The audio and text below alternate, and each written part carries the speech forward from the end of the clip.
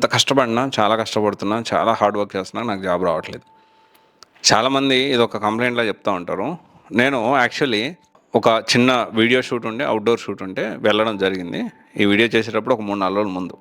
ఈ టైంలో నేను ఇక్కడి నుంచి కంఫర్టబుల్‌గా నా కార్‌లో వెళ్ళాను. అక్కడ కూడా మనం ఎండలో షూట్ ఏం కాదు. Completely indoor shoot, completely full of AC. అంటే మొత్తం కంఫర్టబుల్‌గా ఉంది. బట్ స్టిల్ ఆ జర్నీ ఎళ్లి రావడము అండ్ మధ్యలో కొంచెం ఎండ తగిలింది.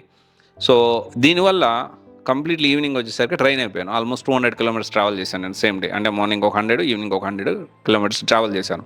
At the same time, same day రోజు ఆ ఎండ ఎంతలా ఉందంటే, మనం ఇప్పుడు చూసాం కదా, చాలా ఎండగా ఉంది కదా! ఇప్పుడు చాలా ఎక్కువ ఎండలున్నాయి. And at the same time సాయంత్రం వచ్చినాక చాలా అలసిపోయాను. అలసిపోయిన తర్వాత అరే! ఎంత కష్టమా? ఇంకొక పాయింట్‌లో రోడ్ సైడ్ ఈ జర్నీలో అంటే ఎళ్ళొచ్చాను కదా! 100 కిలోమీటర్స్ వెళ్ళి 100 కిలోమీటర్స్ వచ్చాను కదా! ఈ ప్రాసెస్‌లో డెలివరీ బాయ్స్ పరిస్థితి ఏంటి? రోడ్ సైడ్ పక్కనే ఉండి ఈ అమ్ముకుంటారు కదా! రోడ్ సైడ్ పక్కన చిన్న చిన్న ఏదో ఒకటి పెట్టి అమ్ముకుంటా ఉంటారు.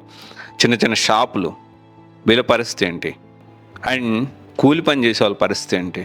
అండ్ ఇంకా చాలా ఉన్నారు. ఆటో డ్రైవ్ చేసే వాళ్ళ పరిస్థితి ఏంటి? ర్యాపిడో డ్రైవ్ చేసే వాళ్ళ పరిస్థితి ఏంటి? ఇక్కడ మనం అర్థం చేసుకోవాల్సిన విషయం ఏంటి అంటే, నేను ఎంత కష్టపడినా జాబ్ రావట్లేదు అంటే, ఎలా కష్టపడాలో అంటే ఎలాంటి స్టెప్స్ తీసుకొని ముందుకెళ్ళాలో ఆలోచించాలి కానీ, ఎంత కష్టపడినా జాబ్ రావట్లేదన్నా వేస్ట్, నేను ఊరికి వెళ్ళిపోతా, లేకపోతే చాలా ఆశలతోటి హైదరాబాద్ వచ్చిన, లేకపోతే ఒక ఇన్స్టిట్యూట్ ఏదో నాకు సరిగ్గా క్లాసులు చెప్పలేదు, నా వల్ల కాదు, నేను ఇంటికి వెళ్ళిపోతా, ఇలాంటి మాటలు అవసరం లేదబ్బా.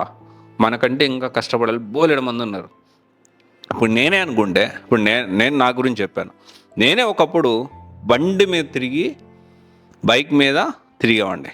బైక్ కంటే ముందు నడిచి తిరిగిన రోజులు ఉన్నాయి. దానికంటే ముందు ఒక్క పూట తిని బతికిన రోజులు కూడా ఉన్నాయి. ఒక్క రోజులో ఒక్క పూటే తిని, ఎప్పుడు బాగా ఆకలేస్తే అప్పుడు అప్పుడు తిని రోజుకి ₹30 నేను ఖర్చు పెట్టగలుగుతా. బెంగళూరులో ఉన్నాం 2015 ఆ టైంలో. అంటే ఇప్పటి నుంచి ఒక 11 సంవత్సరాలు వెనకాల. ఒక్క పూట ₹30 అన్నా సాంబార్ అని ఉంటుంది. అదైతేనే కడుపు నిండుతుందని ₹30 ఎప్పుడు ఆకలేస్తే అప్పుడే తినేవాడిని. నాలాగా ఇంకా కష్టపడాలి చాలామంది ఉండుండొచ్చు. నాకంటే ఇంకా ఎక్కువ కష్టపడాలి కూడా ఉండుండొచ్చు, కాదనట్లేదు. కానీ గుర్తుపెట్టుకోవాల్సిన విషయం ఏంటంటే, గివప్ చేయకూడదు.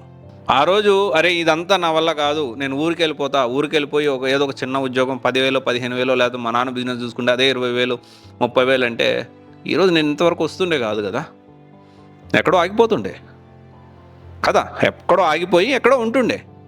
ఈరోజు నా పేరు ఎవరికి తెలియకపోవచ్చు కానీ సివైసి అంటే నన్ను గుర్తుపడతారు. ఎక్కడికి వెళ్ళినా నన్ను గుర్తుపడతారు. నేను ఇది గొప్పలా చెప్పట్లా, నేను ఏదో సాధించానని చెప్పట్లా.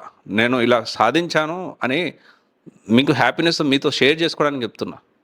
నా పేరు చాలామందికి తెలియదు, ఇప్పటికి కూడా సివైసి అని మాత్రమే తెలుసు. ఎప్పుడన్నా బయటికి వెళ్ళినా, ఎక్కడన్నా ప్లేసెస్కి వెళ్ళినా కానీ సివైసి సివైసి సివైసి అంటారే కానీ నా పేరు తెలియదు. I'm very happy. అలాంటి పేరు నేను తెచ్చుకోగలిగా. కష్టపడాలి. ఎంత కష్టపడాలి అంటే, ఇక డౌన్ ద లైన్ వచ్చే 3 సంవత్సరాలు వెనక్కి తిరిగి చూసుకుంటే ఏం వెళ్ళాడు రావాడు అనేటట్లు ఉండాలి. కానీ ఒక పని మొదలుపెట్టి మధ్యలో గివప్ ఎందుకు ఇస్తారు మీరు? ఎలాంటి సిచ్యువేషన్ అయినా లైఫ్లో మూవ్ ఆన్ అవ్వాలి. This is very important.